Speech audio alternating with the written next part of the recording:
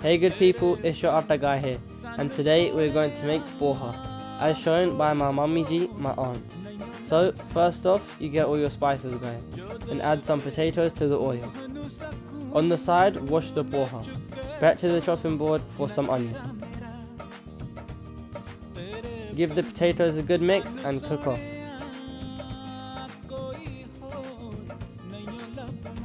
Fluff up the poha.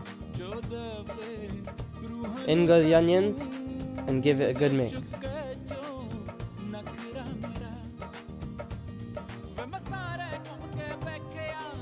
Add the washed poha and voila, delicious poha. Catch you soon.